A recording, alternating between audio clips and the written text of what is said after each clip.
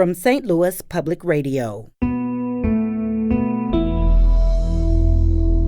This is St. Louis on the Air. It's juicy. The crust is like super crusty and crunchy. And if you love a fried chicken sandwich, this is the spot. These fried potatoes that are just addictive and perfectly done. She ate these grits from Clara B's and brought tears to her eyes. It's got smoky, sea salt, caramel, kind of like it's vibes to it. I'm Sarah Fensky. It's been a tough year in the restaurant business, but some local restaurateurs aren't just surviving, they're excelling. Our friends at Sauce Magazine recently compiled their list of the 9 best new restaurants to open this year. And joining us now to tell us all about it is Sauce Magazine executive editor Meera Nagarajan. Meera, welcome back. Thank you for having me. So Meera, this list was so striking. I couldn't help but notice these had all opened in the middle of the pandemic. Some of these places, food stalls, food trucks, other were pop-ups that transitioned into restaurants. It seems like just remarkable creativity in all the ways these restaurants figured out how to launch. I think it's just a symptom of the pandemic because all of these different people, I'm sure, had the traditional model of like, I want to open up a restaurant and have like a regular restaurant. But the pandemic kind of shifted those perspectives a little bit. And out of necessity, they had to come up with creative solutions. And I think, that's why you see a food truck and a food stall and these walk-up windows, because those were the solutions that worked for them. So some non-traditional solutions, but some really good eating. Yeah, definitely. The food was really great this year and took us by surprise. So let's talk about the places on your list. Number 9 is Chuck's Hot Kitchen. This is in Maryland Heights. What's that? Yeah, Chuck's Hot Chicken is it's a Nashville hot chicken sandwich kind of place. So we love a fried chicken sandwich. I feel like that became such a huge trend. People were making them as specials. We reported on it, and they came up. And they opened up at 11648 Dorset in Maryland Heights.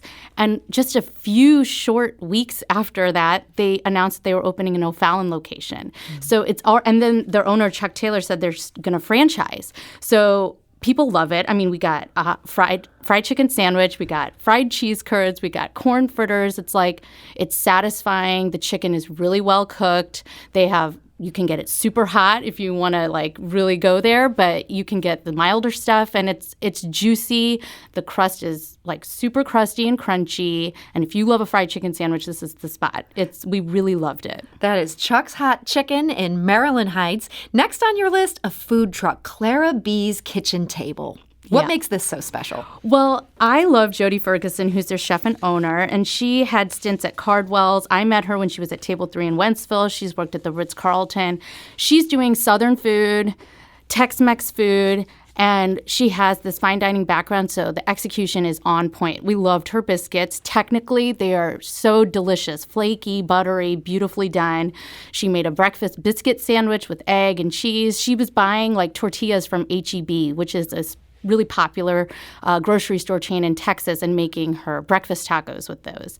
And making grits. Our managing editor, Liz Wolfson, is from the South, and she ate these grits from Clara B's and brought tears to her eyes because they were so beautifully done. And she really makes an effort to source great ingredients, and it really shows. So that is Clara B's Kitchen Table. Not a kitchen table, but a food truck. You can frequently find that at 9 Mile Garden in Afton and also in the Metro East. The next 2 spots on your list, unusually this year, these are both stalls within the City Foundry Food Court. So much good dining going on there. Chicken Scratch, number 7. Yes. So Nate Hereford is a Niche Food Group alum, and he was at Niche Restaurant, and he does beautiful roasted chicken. I think that's the foundation of the food that they're doing at the restaurant. They have this French gas-fired rotisserie oven. And he brines the chicken, and he buys these beautiful local chickens, and then he roasts them in this special oven, and it's insanely juicy, super flavorful, perfectly cooked, and if you love roast chicken, I have not had a better version of a roast chicken. I think it's extraordinary. This is some high praise here. Yeah. You're a food editor. You've never had a better roasted chicken. I really haven't. I was totally blown away. He does a fried chicken sandwich. He does a pulled chicken sandwich that's like a French dip style with a jus. These fried potatoes that are just addictive and perfectly done. And I think he does everything with care. It's sort of kind of along the lines with Jodie Ferguson at Clara Bee's. Fine dining background, technical execution is so great, but he's making food that is approachable, that people want to eat, that's, casual, and it's in a fun, new, exciting kind of dining venue. So as City Foundry grows and adds more entertainment to that space with theater and all these other things, it's going to become more and more popular to go dine at that food court. And this is one of those places you cannot miss. So if you're at City Foundry, you don't want to miss Chicken Scratch. Even higher on your list, number 6, another City Foundry food stall. This is Chez Ali. Yeah, Chez Ali, it's Senegalese food. And I don't know a lot about West African food, but I went there and got the sampler platter, and we as an office went. And the sampler platter was a great introduction. We got a bunch of different kinds of rice. There was a red beans and rice, a plain rice. We got 3 different kinds of chicken. The yassa chicken, by far, was my favorite. It's a chicken braised with onion, lemon, spices, Dijon mustard, and it was I think it was braised and then roasted. I don't know what he did to this chicken, but it was so rich with flavor and these unusual blend of spices that I had never had. And I loved that. And then I had a curry chicken on that sampler platter that felt familiar and great for me because I love Indian food. So it kind of invoked all these Indian flavors that I love and am familiar with. And then he also did a jerk chicken that he made with Scotch bonnet peppers and ginger and allspice. So really beautifully balanced, rich spices that made the chicken so memorable. And I think if you're going there and you don't know what to get, just get the sampler platter and trust that they are putting together something for you that you've not probably had before. I have not been to a lot of Senegalese restaurants.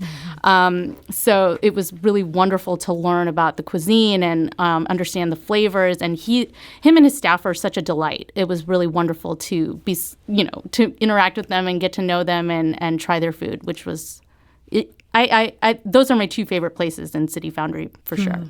So we are counting down Sauce Magazine's 9 best new restaurants of the year. Number 5, Meera Nagarajan. This is Rockwell Beer Garden. Yes. Okay, we love Rockwell beer. So Jonathan Moxie is their head brewer. So the beer on that list, obviously it's going to be good. If you love Rockwell beer, you're going to love the beer there. They do some wine. They do some cocktails. Like hot cocktails too right now, especially since their season is winding down. Their last day for service is Sunday since it's an outdoor dining space. There is no indoor dining there. So if you want to check this out, Sunday is your last chance until spring. Until spring. They're reopening in March. But the pizza was really what, I was so excited about. Michael Petrus, also a Niche Food Group alum. He was at Pirano, at Brasserie, at Pastoria.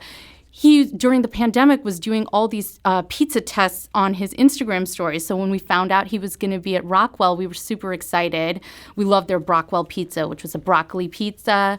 Their kind of cacio e pepe-inspired Amelia pizza was wonderful. The dough is just great. He's such a great chef, and I think the season is limited, so get in while you can before Sunday. And so speaking of pizza, if you can't get in there before Sunday, we have a great option that is on the hill. Talk about a great place to go for pizza. This is Pizzeria de Gloria, number 4 on Sauce Magazine's list. We're obsessed with pizza at our office. And Joe Karowski, who's their chef and owner, he has learned from really great pizza experts all over the world, especially in Naples and in New York, and has such a commitment to creating the natural leavened dough that he does. They're making the mozzarella in-house, and they have a great, low intervention wine list, local beer list.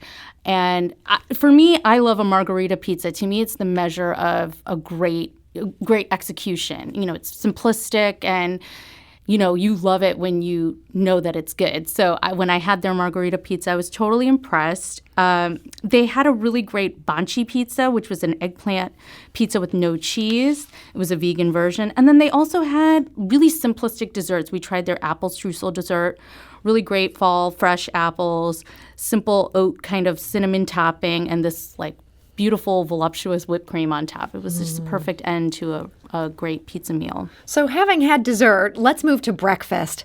Songbird. This used to be a spot in the Tower Grove Farmers Market, finally has a permanent home. What makes this place so great? It's the breakfast sandwich. It's the home of the breakfast sandwich. If you've been in line at the Tower Grove Farmers Market trying to get that sandwich, now you know you can go here to its permanent home. That's why we went, but what surprised us was the other beautiful additions that they had for breakfast. They had a sprouted grain English muffin. They're buying locally milled flour and making these great breakfast sandwiches. They have their savory French toast. They have a beautiful heirloom salad with Napa cabbage and creamy sesame vinaigrette. And they're partnering with Sump. So they are using, Sump consulted on their coffee menu. A great example of their contribution is the Songbird Latte, which is it's got smoky sea salt caramel kind of like it's vibes to it. It's sort of in a like coffee? In the coffee. They make a smoked caramel sea salt kind of sauce that they put in to kind of flavor the latte, and it was kind of a collaboration between Chris Meyer and Scott Carey. He was like, "What are the flavors of Songbird?" And she said, "Smoke, salt, sweet, maple, honey." So that's what he came up with, and I think that it's just a great spot to go to. It's on our cover. We love the execution. Gorgeous cover photo here. If this doesn't make you want to go to Songbird, Yeah. Nothing will. So that's Songbird number 3 on Sauce's list. Number 2, Taika Shabu Shabu. This is the second iteration of a very good restaurant that was originally in U City. Now it's in Olivet. Yes, and they added a big shabu shabu list to their menu, which we felt made it very different from the original Taika. And shabu shabu is a Japanese style, you get a hot pot with broth simmering in it, and then you get all these little add-ins. You can cook little beef in it or shrimp in it. It's this interactive experience. You get an induction cooktop at the bar, and you can customize it. And it's fun to go with friends. I feel like if whoever's in your pod, whoever you're sharing food with, that's who you would take. And it's really beautiful. You can get like a pork broth and put all if you want like a meat-based soup. You can get a vegan, I think it's a vegan soup. It's a mushroom-based broth. So there's plenty of options depending on your dietary needs. And the stuff that we loved at Taika, like the chili stir-fry shrimp, the fried rice, their 3-cup mushroom, those favorites are still on the menu, but the shabu shabu I feel like is a unique addition. If you've never done shabu shabu, I highly recommend it. It's super fun, and it's just like you get all the stuff. When you do like Korean restaurants, you get all the banchan. It's just fun to like customize it and add all these different things to make their dish your own. So if you want to check that out, we do have all of Sauce's top 9 restaurants posted on our website. That's stlonair.show. You can also find them on Twitter at stlonair. That brings us to the drum roll. Your number 1 new restaurant of the year, Root Food and Wine. Kind of a surprise here. This is in Augusta. Yeah. The concept was born out of Philip Day's pop-ups. He was, you mentioned kind of alternative models to starting a restaurant. He started a pop-up with Lucky Dog Farm. He went to high school with the Lucky Dog Farm folks and knew them well. They were doing these farm dinners. Well, when the weather turned cold, then they started doing pop-ups in this coffee shop. And then he took over the coffee shop. And now it's this fine dining kind of approach. They have a prefix menu. You can order a la carte. It's farm to table. You walk in there, it's kind of a country cottage kind of vibe. Everything I felt was done with intention and a lot of thought.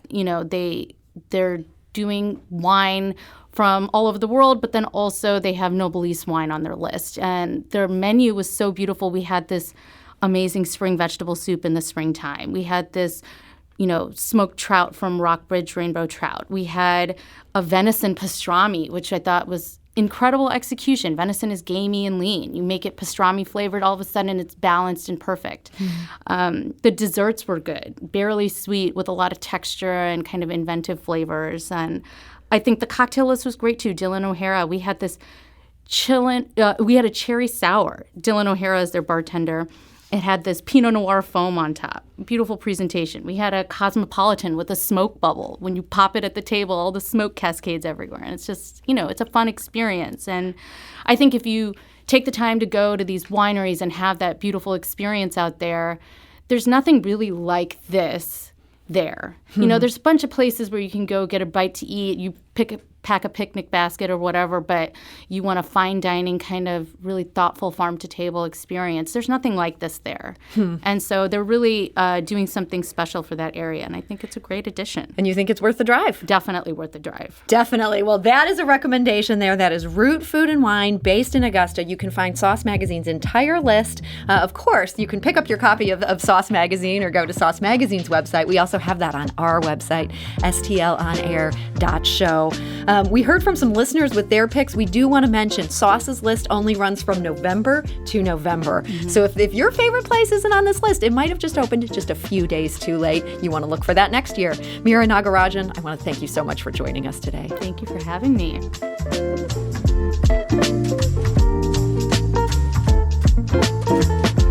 This episode was produced by Kayla Drake with audio engineering by Aaron Dorr and production assistance from Jane Mather-Glass. It was mixed and edited by Jane. Our executive producer is Alex Hoyer. St. Louis on the Air is a production of St. Louis Public Radio. Understanding starts here. If you learned something new from today's episode, consider leaving us a review and rating on Apple Podcasts on the App Store. It's the easiest way to help people discover our show. We appreciate it. Thank you. St. Louis Public Radio is a member-supported service of the University of Missouri, St. Louis.